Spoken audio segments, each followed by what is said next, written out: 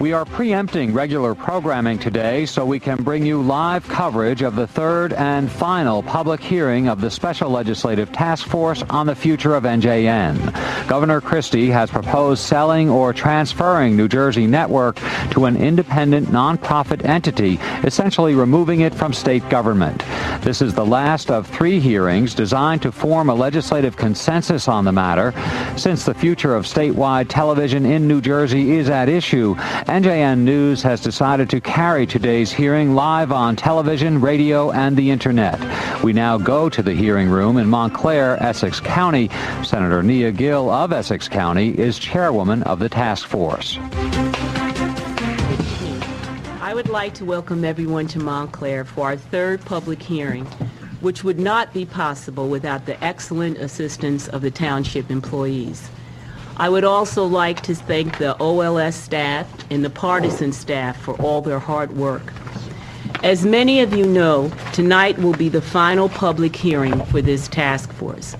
We began this journey with our first public hearing in Trenton almost 2 weeks ago, and we are extremely fortunate to have worked with the wonderful NJN staff who have not only publicly testified, but also provided the task force with great insight to the important mission of NJN. The task force would also like to acknowledge and thank all of our invited speakers, as well as the members of the public who have both provided testimony and counsel to the task force. This bipartisan task force was created by the legislature with the bipartisan support in order to study the governor's proposal to transfer the assets of the New Jersey Public Broadcasting Authority to an independent, not-for-profit organization. The creation of the task force by the legislature is a direct acknowledgement of the importance of public media in New Jersey. Without this task force, the legislators would not have been fully informed of the complex issues at hand, and I wish to thank my colleagues on the task force for their commitment to public media. As I stated earlier tonight, it is our final public meeting. However, this does not mean we are finished with our work. The legislature, now empowered with the knowledge gathered during our public hearings, will not only release a report on October 15th, we must also approve legislation to authorize the transfer or sale of the license. The continued involvement of the legislature in this process is crucial to ensure that NJN mission continues. And I would like to ask the ranking member from the Republican side, Minority Leader DeCroce, if he would like to make an opening statement. I have no statement for this evening. Okay. Any other statements? We will now begin with the testimony. First witness. First witness is Mr. Richard Williams, Assistant Director of Engineering, NJN.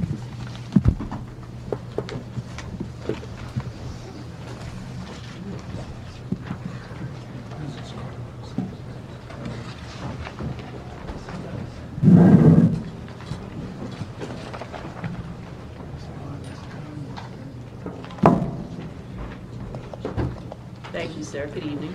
Good evening. My name is Richard Williams. I'm the Assistant Director of Engineering, and thank you very much for the opportunity to address you this evening. I don't have an opening statement. I've provided you with some background on what I do for NJN. I know that through this process, you've had some questions about our technical assets, our technology, training, and perhaps towards the end of this, I'd like to go over a couple of things about opportunities and some immediate concerns that our staff have. And we did have some questions that the minority leader wanted to pose to this witness, so we'll let you begin. Thank you. During the testimony, we learned that the station changed over to digital. Why was it necessary to go HD? high definition? Sure. The process of switching to digital was a national process which all broadcasters were required to do. And actually within that scope, there's about 18 different formats that a broadcaster can broadcast in. Some of the most popular and most used formats are high definition and standard definition. Standard definition is akin to the 4:3 small aspect ratio that some of the older TV sets use. The new TV sets that are being manufactured now have a larger aspect ratio. They're what's called 16:9, and a majority of broadcasters are using that format, and NJN adopted that format as well as our network, PBS. So a majority of the content that we receive at NJN is in high definition. However, the majority of the content that we produce is not in HD. It's still in standard definition. What was the difference between the cost of the high definition and just the standard programming? In terms of the Cost converting the difference between the facilities? equipment that you have to purchase from time to time, and what type of equipment did you have to buy, by the way? Most of the equipment that we have purchased so far has been to facilitate the exchange of information from our network out to our transmitters. The cost between high definition and standard definition within that transmission format is practically the same. It's only when you get involved in the production of high definition where the costs are different, and we're still approaching changing over our facilities for high definition. You know, I never did get a clear answer as to the amount of people that actually watch NJN, and frankly, I'm just wondering if you guys have ascertained by virtue of the number of people that watch NJN, was it worth the investment, and how much was that investment? Well, when you look at the entities that carry us, not only over the air, but cable, direct broadcast, FiOS, they all carry us in high definition. And actually, in some cases, they carry both of our programming streams. We have a high definition channel called NJN1, and a standard definition channel called NJN2, and as well as an audio-only service. So most entities carry us in all of those formats. Again, do you have a rough idea of what the cost of switching over to the high definition was at all? For all your equipment, for all the... We've invested $20 million so far in the transmitters, the master control, and the interconnects in between.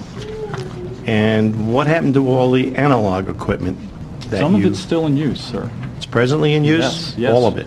Well, not all of it, but some of it gets retired as it ages out of the system, and there's no longer parts available to maintain them. What do you do when you retire that particular equipment? There is a procedure that the state has for disposing of equipment. In some cases, it could be donated, but I believe there's a salvage center within state government that allows for proper disposal. Aren't there analog stations that might be interested in purchasing that equipment? Most stations, I believe, are trying to use digital equipment. It's more efficient, and again, the cost of maintaining the equipment is cheaper. I'll rest my questioning for now. I want to think about a couple of things. Can't hear? Sorry. You're the guy. You're the engineer, not me. Typical politicians, we want to know, does the camera work? But we'll, we will make sure your mic works. Testing 1, 2, 3. So is the red light on? I think I have to hold it up. 1, 2, 3. 1, 2, 3. No. 1, 2, 3. No. So you can continue. You'll just have to speak louder. Any more questions, Senatorman? Madam Chair, thank you. Sir, I do have a question referring, as we move forward in the process, in the efforts to keep NJN thriving in the state of New Jersey. what do you feel, and we know technology changes instantly, what the capital expenses would be in the near future, say projected over the next couple of years as we look at, the way to finance and keep things going? Okay. The answer to that right now is $11 million. We estimate that if we were to convert the facilities to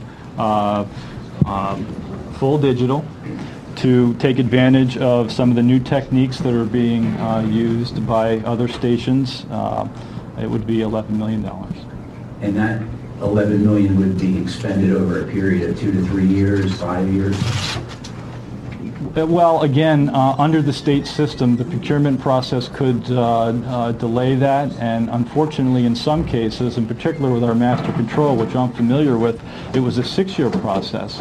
And then during that period, it took 13 revisions of our RFP, because, as you know, with any high-tech equipment, the equipment changes rather rapidly, sometimes in 6-month intervals. Thank you, sir. Thank you.